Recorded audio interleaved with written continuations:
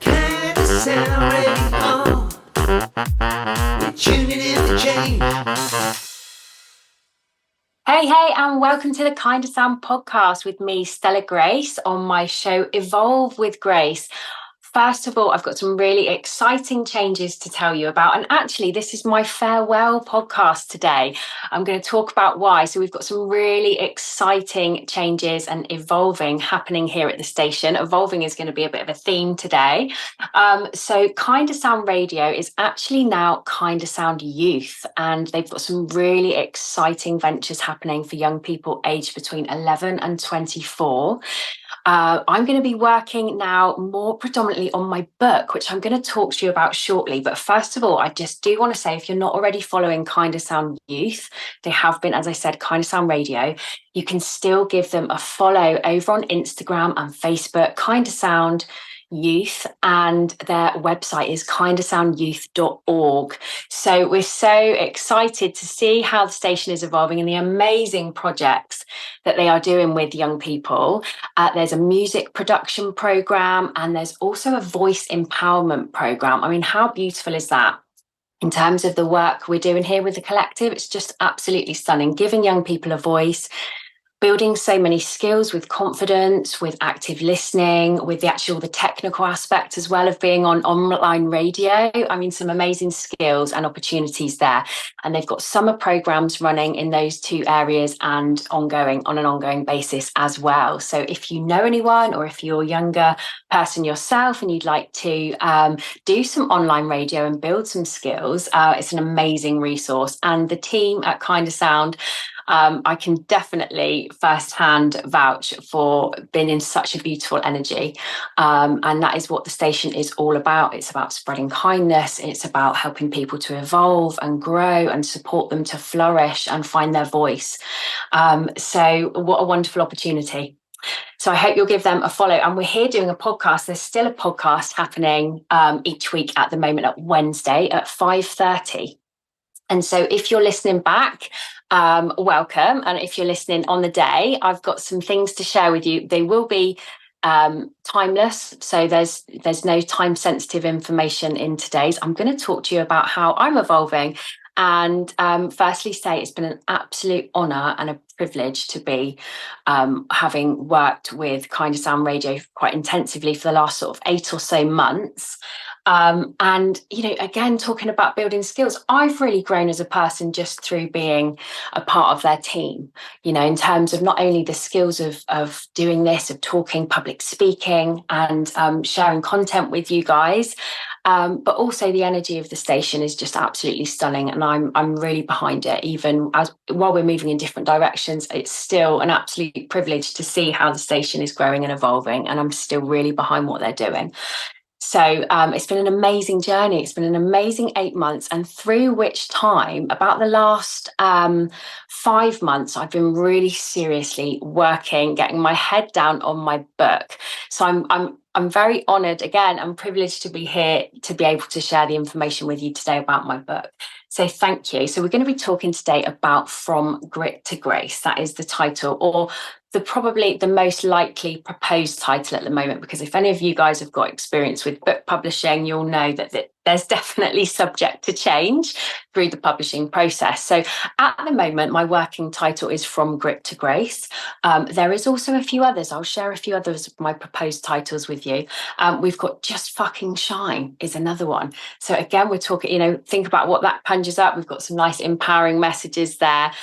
We've got Evolve with Grace in there as well. So a number of those on the same theme. So my book is an inspirational 3-stage guide taking you from your own grit to grace.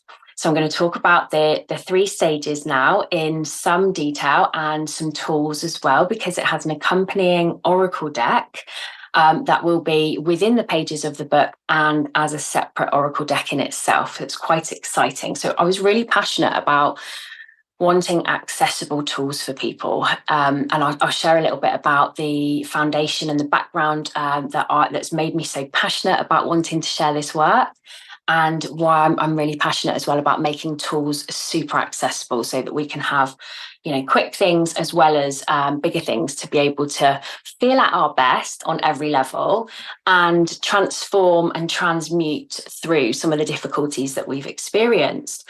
So from grit to grace, so it's a 3-stage practical and evolutionary guide, really, because what I really love about it is it interweaves throughout practical tools, as I was saying, making them really accessible, but also with really evolutionary ideas and some spiritual concepts, but we're grounding it down into a practical earth realm reality so that it's not too fluffy, basically.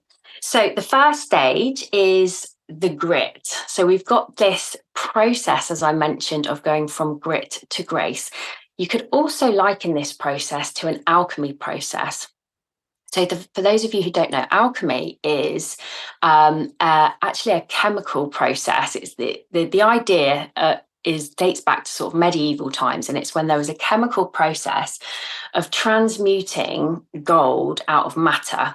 And I just love this as a concept, as like a hypothetical concept that we get to really kind of transmute our gifts and our wisdom and our skills and the things we want to take forward in life in a quite an evolved sense from the difficulties, from the matter, from the challenges, from maybe the hard stuff that we've been wading through.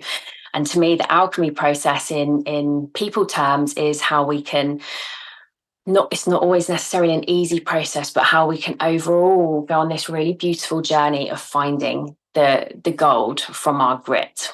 So that's a lot of my inspiration.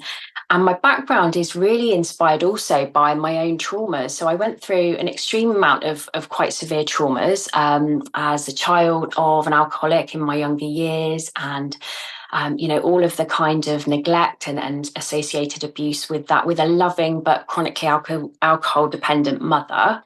And so I realized really early on that part of the sole purpose, I felt, I understand it as now, but part back then, understanding that part of my work here and my purpose here on this planet in this lifetime is about supporting others to go through come out the other side of their difficulties and their traumas and their challenges, having experienced my own firsthand.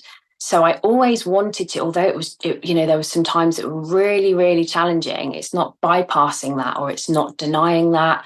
And it's giving ourselves, and this is part of the process as well, giving ourselves the appropriate time, care, and healing that we need to be able to do this transmutation process. And so over the journey, I began to realize that I wanted to put my experiences to good use. Another way I put it is turning shit into manure. We want to use it as our kind of rich fertilizer, really, for evolution. So the first stage in the process, the grit. So we've got 3 stages. We've got the first stage is the grit, the second stage is the alchemy, and the third stage is the gold. And so within the gold, my book talks a lot about the 5 different holistic areas of the body. And this is really important because to understand our own grit, we need to understand where it comes from and where it's sitting within our field. Because sometimes a lot of these things we might be really aware of, and some of them we're not so aware of. Some of them can kind of tick around in our system in quite an unconscious way or a subconscious way. So the first stage of the book, and a number of those chapters, talks about identifying our grit. And the 5 stages of the holistic body, to me, are the physical, mental, emotional, spiritual, and the collective. And the collective and the emotional, actually, but mostly the collective, are the areas of our energy field that are the least talked about in terms of identifying where our healing needs are. So it's a really good opportunity to kind of get this personal and really broad evolutionary perspective on some of the energies at play, some of the things that impact on our healing, some of the things that have impacted on our challenges, the things that have shown up that have been our grit. It might be a really obvious trauma, like in my instance, or it could relate to any adversity. It can relate to difficulties you've experienced in work. It could be family issues. It could be things that happened at school. It could be things, we can even get into the broader perspective of other lifetimes and other energies, and the collective body being around things that are happening that we're not always aware of and not always in control of in the wider collective, in our global community, in our global network. So it's really interesting to kind of go into each of those 5 areas in much more depth, in a succinct way, but in a deep way, so we can really understand all of the holistic body and our interactions day to day and how that supports us to identify our grit, because this is a really important stage to be able to go on to the healing. We've got some identifying to do before we can go into the healing. We need to look at what's rattling around in our fields. Look at what's in there, really identifying where niggles have happened if they're not the obvious ones, or as well as the obvious ones. So that's the grit. The first stage is the grit. And then coming on to the alchemy process. And in essence here with the alchemy process, we need to feel it to heal it. That's the kind of nutshell here in the alchemy stage.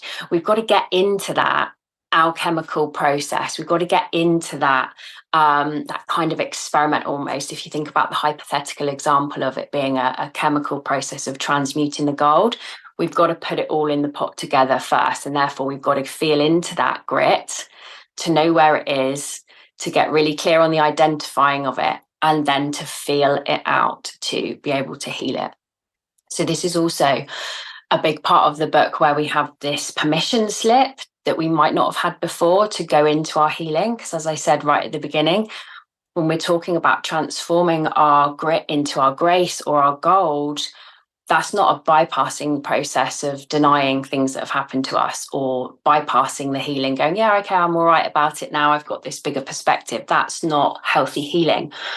Healthy healing is about the body doing what the body is innately incredibly clever at doing, and that is releasing and processing emotions. So processing them first before they can release, and that takes as long as it takes. And often in my background is in the holistics for the last 8 years as well. And prior to that, I was largely not doing that work. It's not very sold to us in usual kind of systems in most parts of, certainly of the Western world. We're not often sold to really nurture ourselves and really give ourselves the time and care that we're needing. I certainly wasn't given that message. I don't know about you, but often in my experience in school settings, and often in families, even in loving families, parents are doing the best in terms of the messages they've had. And my message, although from a loving parent, it wasn't a self-care message. I wasn't modeled any self-care. It wasn't of how long are you needing to process, or let's give some time to process anything that comes up. And this again could be big and small.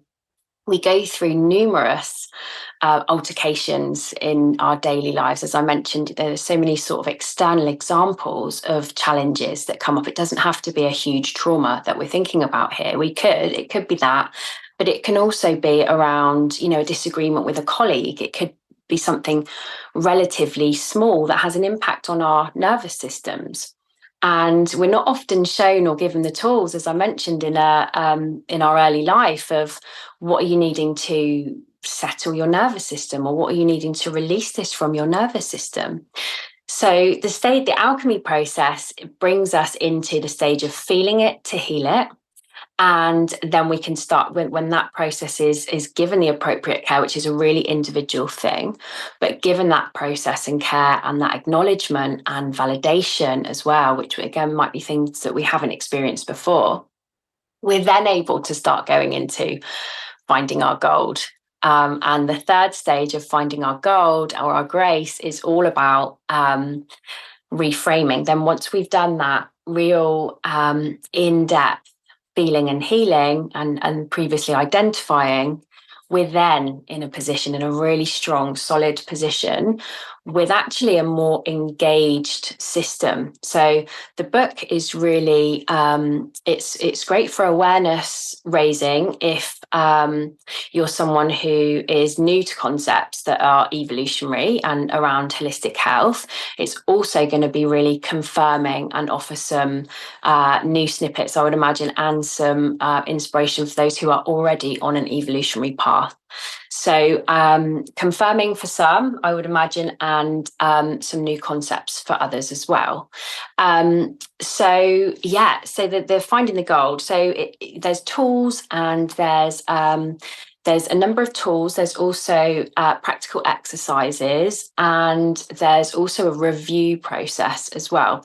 Because of course, life continues to happen. Life isn't, when we get to a certain age or whatever, and we've kind of done all of our traumas or we've done all of our adversities, unfortunately, life's not like that. But actually, the whole premise of the book is that it's not a case of adversities are here to make us stronger. It's that because of them, we become stronger and gain other tools and find other insights, skills, resilience. So we wouldn't wish our adversities, of course, to happen. We wouldn't consciously in our lifetime think, I'm really glad that happened. It's not about that. It's not about positive thinking. We're not overriding reality with trying to positively think about something. It's not that. And it's also more in depth than saying, well, we're stronger because of it. It's that we're designed to evolve from it. So things are going to keep happening because that's the cyclical nature of life and evolution. And so we have these tools, we have exercises, and we have a review process to go back to and to support ourselves at any time with this process. And of course, there'll be many other tools that I'm sure you have as well that you work with already and may know of others. So I'm going to give you some tools as well, because as well as the 3-stage kind of evolutionary and practical guide as a process to going from grit to grace, there is also a 44 card oracle deck. So those 44 cards are within the book. They are actually written into the pages throughout, and most of them have alchemy points and exercises and tools and practical things to offer you to do. And the deck itself as well is separate. So I'm going to give you a couple of those today to give you something to take away as well. So I'm going to just share with you, there's 44 cards. I'm not going to share them all now, but I will say we do cover areas of, so for example, from the mother wound to maternal nurturing, from the father wound to paternal protection, and tools and discussions around those to bring in our own inner parent and bring forward our own reparenting process. So those are some tools. We've got looking at there's a lot about relationships as well, and environment as well, because these things are really key. And when we start to really engage our 5 holistic areas, our 5 bodies, if you like, including the collective, we start to factor in factor in from a more engaged and wider viewpoint on our relationships and our environment. And so it's not just our inner workings, it's not just what we've been through, it's actually looking at how everything is kind of mirroring that on the outside as well. And so we can start to have this more engaged, broader perspective on what's going on. So there's quite a lot of tools in there about relationships. So we've got a look on the spectrum of between codependency and extreme independence, and where we will, all of us, where we will kind of move on that spectrum, and of course ideally being in a really balanced position on an ideal day, having done our work, again. And this is suggesting that life is cyclical and it may change, and we may dip, and we may go up or down on this spectrum depending on where we're at and what's going on. So those are some other tools to kind of think about. We talk a lot about tribe. So, the penthouse tribe is one of my favorite concepts around if we're not experiencing unconditional love and no judgment from the people around us, then we haven't probably found our penthouse tribe yet. And the penthouse tribe is your people that will only meet you with unconditional love and humility and honor and loyalty. And so if those things aren't around you yet, it can be a process of evolving to get to the point where that's our people. And we unfortunately do all learn about who our people are not. So we talk about the penthouse tribe.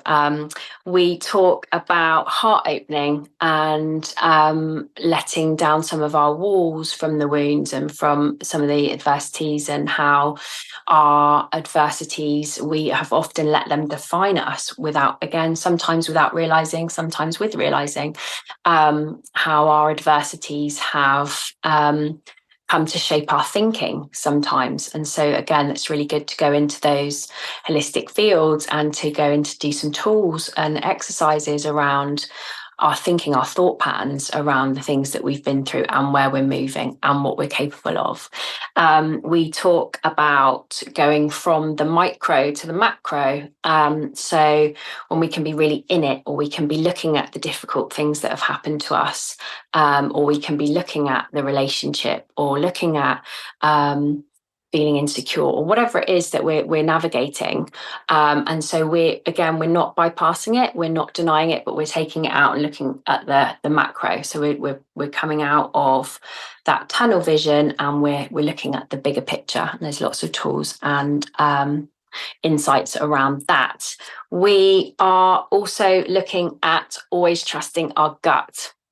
Now, I've got quite a big chapter in the book about this one, because there's lots of reasons why we don't listen to our gut. And again, there's been a lot of conditioning around why we don't listen, why we suppress feelings, why we ignore red flags, a lot of that kind of thing. So there's some interesting insights around that large topic, and numerous reasons as to why we don't always trust our gut, and numerous reasons as to why we do things like miss red flags or ignore red flags. And there's lots of tools around checking in. And that's actually one of the things I'm going to leave you with and invite you to do today as a tool. I wanted to share something while we were here ahead of the book being out there in the world. And that's a brief body scan. And this is something you could do now, or you could do, at various points, maybe once a week, maybe once every couple of weeks, or ideally every day. And it's a body scan to look for any gut feelings, any niggles in your system, any little indicators that your system is telling you where something isn't right. So any little, because it can be that tiny whisper, or it can be that tiny little niggle. It can even sometimes be a physical sensation in the body. It can show up in any way through the various parts of the holistic body, either physical, mental, or emotional. There can be this niggle. It could be you feel uncomfortable around a certain person. It could be you having a thought run through your head and you're going, no, that's crazy. That doesn't sound right. Like, that's so out there. How can that be true?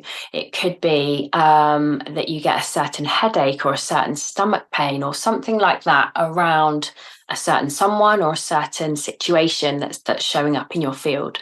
So I invite you either now or at the next convenient point to scan your whole system. So taking, ideally it'd be 15 minutes, but if you've only got 10, that's, great. So you'd be somewhere quiet, ideally lying down, but not at the end of the day, so you'll fall asleep, and scanning your entire system to just give your body and each of your areas of your body the time and the voice that it might have not been having in a busy spell, or as I was saying earlier, we're not usually given that opportunity or suggested to have that opportunity to really scan through and see if there's anything sitting in your system that is not sitting right in your wider field.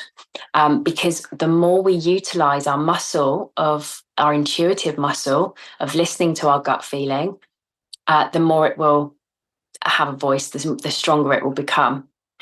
So some of the tools that we're starting to reframe why we don't always listen to our gut. So we're going to start to utilize and strengthen that muscle a bit more, use our intuitions a bit more. And there's other tools and other areas within the book about intuition as well. And then the last tool I'm going to leave you with is around connecting with an element. So this is something we've got one tool that I've given you there on the body scan, that's listening to our internal world.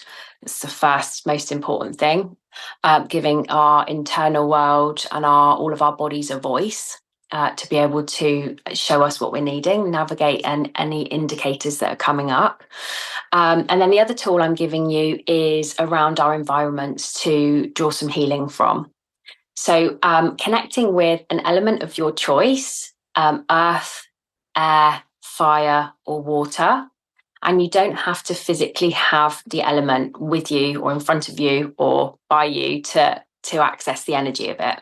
So again, it would be, perhaps a 15-minute quiet time to, if you can't access, getting your feet in the water or sitting next to a lake or the sea, then almost meditating. But what I mean by that is some still time reflecting on the energy of water.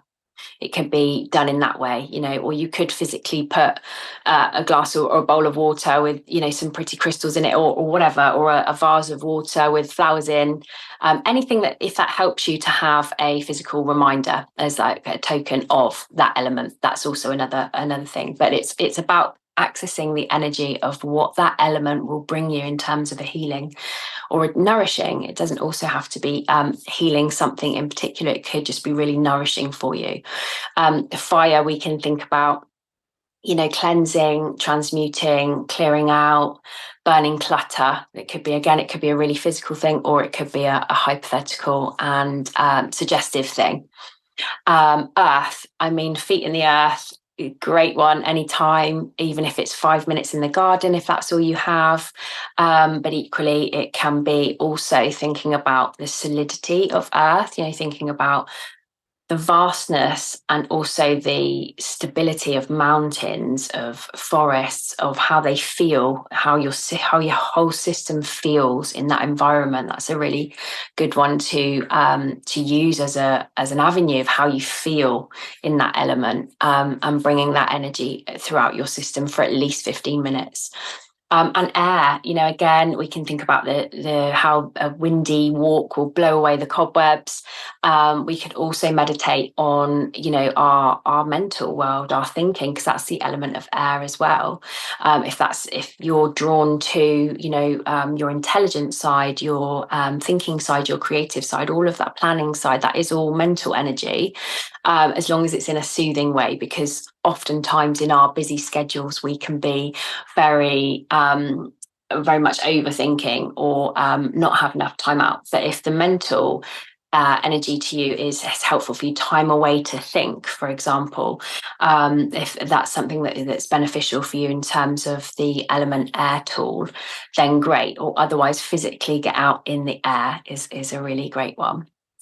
So I hope that's helped in terms of some tools. I hope that supports how you're thinking and feeling, perhaps any areas you'd like to work on.